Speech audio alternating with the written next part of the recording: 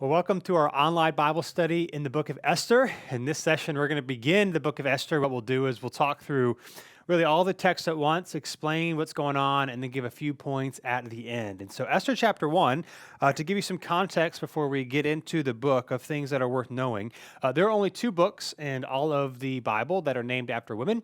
One of them is the book of Ruth, and the other is the book of Esther. It was one of the last books written in the Old Testament. Of course, in terms of our English Bibles, it's not like one of the last ones in the English Bible in terms of order, but it was actually likely one of the last ones written. We don't know the author. Perhaps it was Esther's cousin Mordecai, who we'll read about in this book, but we do not know for sure. The events in this book took place around 480 BC in the country of Persia, which was the largest nation in the world had ever seen at that time. And the book here is going to give background for the Feast of Purim, which is a Jewish feast that takes place because of the events that happen in this book that we'll get to in a couple of chapters. Now, what's interesting about the book of Esther is that Christians have historically not always been exactly sure what to do with the book. For example, we know the first 7 centuries of the church, there were not any commentaries written on the book of Esther. John Calvin, well known by many, one of the reformers, there is no record that he ever preached a sermon from Esther, and we don't have anything that he wrote on about the book of Esther.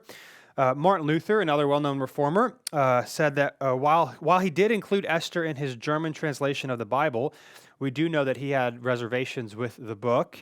Now, the question is why? Why people are nervous about it? Why is there not written a lot about it in early Christian history? Well, the reason is because it's very difficult to interpret. It never mentions the name of God.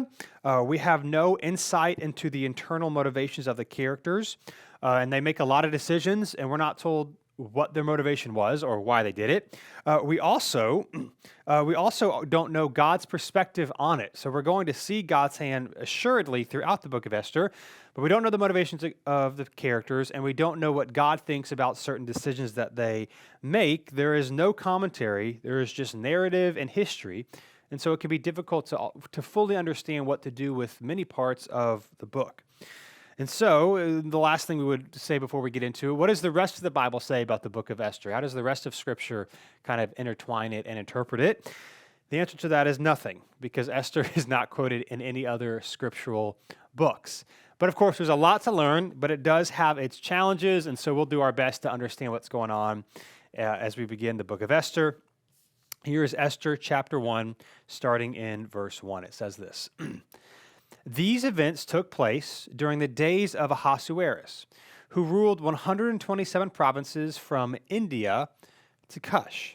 Now, Ahasuerus is the Hebrew name for Xerxes, and that's the Greek name, which some translations have Ahasuerus, like this one. Some have Xerxes. Again, at this point in time, it's the largest empire in the world. Some context, if you're familiar with the movie 300, where there's 300 Spartans fighting against the mighty Persian Empire.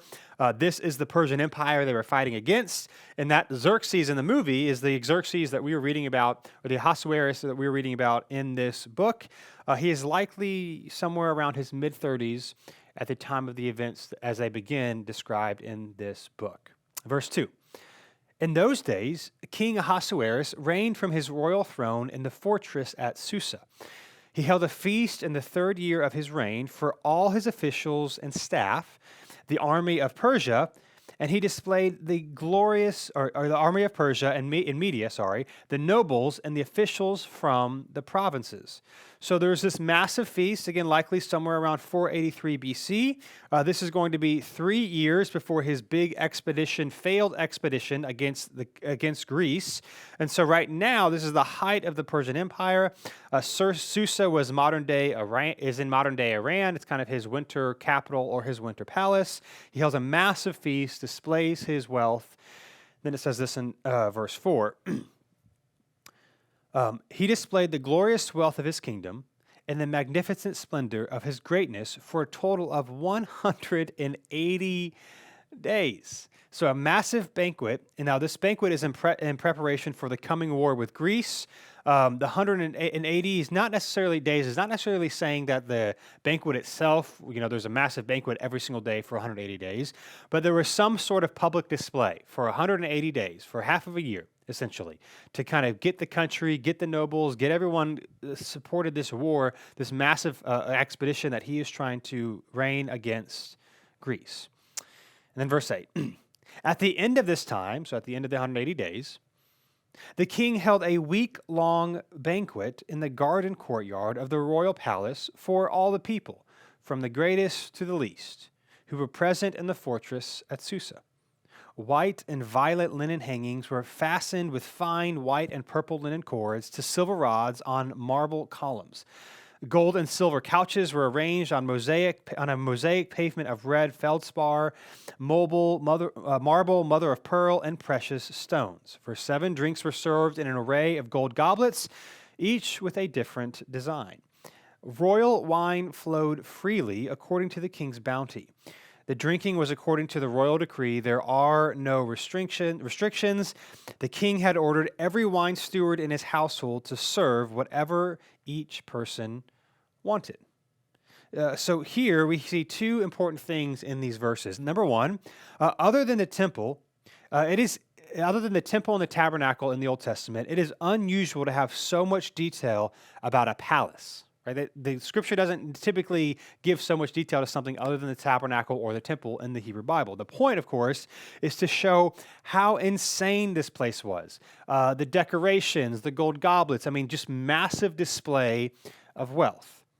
Now, also worth knowing, the second thing is that typically in these type of settings in the ancient world, you would have a toastmaster, and he would indicate when everyone could drink. Here, again, everyone could do whatever they desire. They can drink whatever they want. It also shows us the lavishness and the unprincipledness of human behavior, which is going to be a theme throughout this book of people doing whatever seems good in their own eyes, which of course ends in their destruction. Now, again, one of the other things that's difficult about this book is as you read it, to a Jewish reader, you would ask yourself, where is God? Now, of course, you would know that God's presence only dwells in Jerusalem or in the temple or in the tabernacle. Now, for us, we would say God's Spirit is present through people, through his church. And so what's interesting is what we think is that what happens when God is absent and not in control. So God is going to be absent from here. What happens when God is absent and not in control? And how does that even make the people who desire to honor him suffer? So here's what's going to happen next after this massive banquet. Verse 9. Queen Vashti also gave a feast for the women of King Ahasuerus' palace. On the 7th day, when the king was feeling good from wine, Ahasuerus commanded Mehuman, Biztha, Harbona, Bigtha, Abigatha, Zethar, and Carcass, the 7 eunuchs who personally served him, to bring Queen Vashti before him with her royal crown. He wanted to show off her beauty to the people and the officials because she was very beautiful. But Queen Vashti refused to come at the king's command that was delivered by his eunuchs. The king became furious and his anger burned within him. So very clearly, we are told that Queen Vashti is beautiful. And so near the end of this massive banquet, the king tells his eunuchs, kind of the people that served him. Eunuchs, of course, could be trusted with the queen and the women in the king's harem because they were eunuchs, and so they could not do anything with them sexually. And so he tells his eunuchs to go get Queen Vashti and to bring her to present herself to him and to the royal court. Now, what's actually going on here is that she would be required to come in with little or maybe even no clothes at all on, just her crown, which of course is a humiliating and violating thing for any woman, especially for the queen.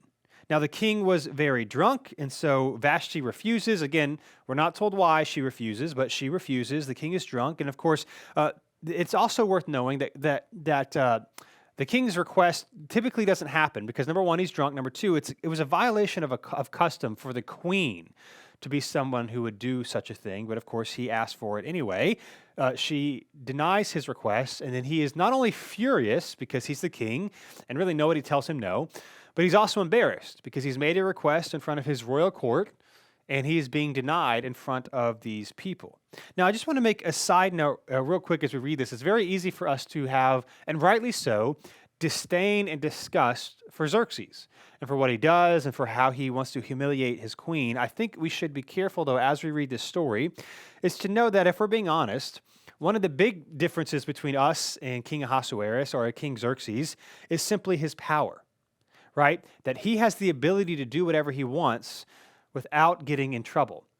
And if we're being honest, though we do not have his power, you and I can do many of our own things in our own sphere of influence. Think about alcohol or porn or any other addictions that we might have. We need to humbly read this and know, man, without the Lord, without honestly pursuing him and asking for his power and his grace in our life, we are no different than Xerxes. And so he becomes angry. He becomes embarrassed that she doesn't come. And then here's what happens next, verse 13.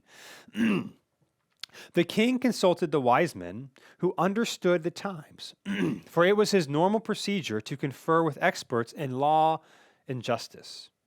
The most trusted ones were Karshina, Shethar, Admatha, Tarshish, Merez, Marcina, and Memucan.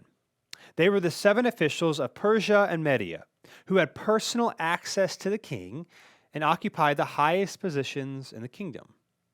The king asked, according to the law, what should be done with Queen Vashti, since she refused to obey King Ahasuerus' command that was delivered by the eunuchs. And so, of course, the king has high-ranking officials that he would discuss legal matters with. It's probably somewhat unique for the king to consult his officials on such a private matter between him and his queen. But of course, the political ramifications certainly would have dictated this. He's trying to get the country ready for war. He asks a request. He gets denied in front of the highest ranking officials, the noble people of his country. And so he wants to figure out, how do I do to make this right? What do I need to do to make this right, to make sure she is punished for what she has done? And here's how they respond, verse 16. Memucan said, in the presence of the king and his officials, Queen Vashti has wronged not only the king, but all the officials and the peoples who are in every one of King Ahasuerus' provinces. For the queen's actions will become public knowledge to all the women and cause them to despise their husbands and say, King Ahasuerus ordered Queen Vashti brought before him, but she did not come. Before this day is over, the noble women of Persia and Media who hear about the queen's acts will say the same thing to all the king's officials, resulting in more contempt and fury. And so what's happening here is that King Ahasuerus is encouraged and recommended that in order for the other wives and women in the kingdom not to follow Queen Vashti's example, a decree must be made. Now, of course, this is also sad and tragic because what essentially is happening is we want to make sure the women in our kingdom do what they're told, no matter how it affects them, how it violates them, or how they are treated. And so a decree must be made. It must go out to everyone and say, you must not act like this. Now, of course, there's a lot of irony here because of certainly some people, particularly those around Susa, might have heard what have happened. The rest of the kingdom would have had no idea what Queen Vashti did and how she refused the king. And so the irony is that by issuing this decree, this only spreads what happened to the king to the entire kingdom. And so in his anger, he makes this decree only to make things worse. And so in verse 19, it says this, if it meets the king's approval, he should personally issue a royal decree. Let it be recorded in the laws of Persia and Media so that it cannot be revoked. Vashti is not to enter King Ahasuerus' presence, and her royal position is to be given to another woman who is more worthy than she. The decree the king issues will be heard throughout his vast kingdom, so all the women will honor their husbands from the greatest to the least. The king and his counselors approved the proposal, and he followed Memucan's advice. He sent letters to all the royal provinces, to each province in its own script, and to each ethnic group in its own language, that every man should be master of his own house and speak in the language of his own people. So essentially what happens here, decree goes out, everyone has to obey their husbands so that this does not happen again. Vashti is essentially divorced and stripped of her role as queen.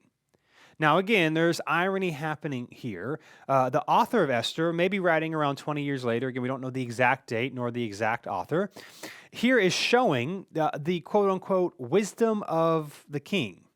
So again, historically speaking, what we know a lot would happen, is particularly in the Persian Empire, is that the officials would often get drunk and make decisions, And then the next day, after their banquets, after their gatherings, they would wake up, and after they would sober up, they would decide whether or not they wanted to see their decisions through. Was this a good idea that we decided the day before? Now, of course, what the author wants to tell us here, one of the things that we're seeing here in the book of Esther is that we don't decide what happens in life. Even the king, who thinks he has control over the whole kingdom, can do whatever he wants. What the book of Esther shows us is that none of us are ultimately in control. And so again, although God's name is not mentioned, we're going to see him throughout the book, and we're going to see again that our decisions and our quote-unquote wisdom that we think we have, which often turns into folly, we just have no control. And so as we read chapter 1, I want to conclude with 3 things that stick out to me from Esther chapter 1. The first is this. It's to be reminded that prosperity is not a measure of God's blessing. It's so much, we can think if I'm just faithful, I'll have the relationships I need, the health I need, the money I need, everything will be the way I want it to be if I'm just holy and healthy or holy and righteous enough. Clearly, we see in the book of Esther a wicked king who makes a lot of terrible decisions, who has everything from a worldly perspective. He's blessed, he's successful, he's wealthy, he can have whatever he wants. And so it's an important reminder as we read this book, it shows us that prosperity is not a measure of God's blessings. Certainly, God can bless us and provide for us, and we should be grateful when he does. But just because someone has a lot, and just because someone else has a little, it doesn't mean that they're actually honored and blessed by God, which is what the book of Esther is going to play out for us. So that's the first thing. Prosperity is not a measure. It's certainly not an automatic measure of God's blessing in your life. And of course, if we look at Jesus and the disciples, Jesus, God himself, the disciples, really faithful followers to him, all had terrible deaths because of their faithfulness, not in spite of it. So prosperity is not a measure of God's blessing. Number 2, it's important to remind ourselves as we read this book, and as we mentioned a little bit earlier, that evil is not restricted to only those in power. It's not. It's really easy, I guess, particularly in our culture today, where we want to stand up against the man. We kind of have an anti-authority streak, and we're suspicious of any power, any institution, anyone with money and wealth or authority, anything like that. And we kind of assume those people are bad, and the people who don't have as much are automatically good. As we read the book of Esther, as we read all of Scripture, we need to remind ourselves that you and I also can do a lot of terrible things. Now, for us, we don't think they're as terrible because we justify everything that we do. So someone else could do the exact same things that you and I might do, and we can condemn them, but we justify it for ourselves, and we give all these excuses why it's okay or why it's not as bad for us to participate in these things. And so as we read this, remember, evil is not restricted to only those in power. All of us are capable of evil and sin and dishonoring God if we don't choose to honor him. And then last thing, here's what I want to leave us with. To remind us that Jesus is our true and better King. The Scriptures are a unified story that leads to Jesus. Now you might say, how do you get that from here? Well, I want to just point out, as I am, the opposite of how Jesus is so different than Xerxes, and how he is righteous and holy and good and does for us what we cannot do for ourselves. Here are some things worth knowing. Jesus, of course, is more wealthy than Xerxes. He is more powerful than him. What's interesting is Xerxes thought he was a man who had become God, as most ancient kings did. Jesus, we know, was actually God who became a man. Xerxes died, of course, and nobody worships him. Jesus conquered death, and billions have recognized him as God. Xerxes had many subjects from many nations. Jesus' kingdom has joyful worshipers from every nation. Not subjects out of obligation, but people that are grateful and thankful for what Christ has done for us. We see here that Xerxes threw enormous banquets, but Jesus will make his pale in comparison, and of course, Jesus' banquet will last forever. Xerxes' kingdom came to an end. Persia, as it exists here, no longer exists. Of course, we know that Jesus' kingdom has no end, and he invites all of us into it through his death, burial, and resurrection. And finally, Xerxes thought himself as the king of kings, but he died and was judged by the actual King of Kings. And what we see here is that God was present, as we're going to see from the very beginning, even in these evil acts, and he is just getting started. And so as we continue, remember this, that prosperity is not a measure of God's blessing. that evil is not restricted to only those in power, and Jesus is our true and better King that can be trusted with all authority, with all power, who lays it down not for what he can gain, but for us, not because he needs us, not because we can offer anything from him or to him, but simply out of his grace.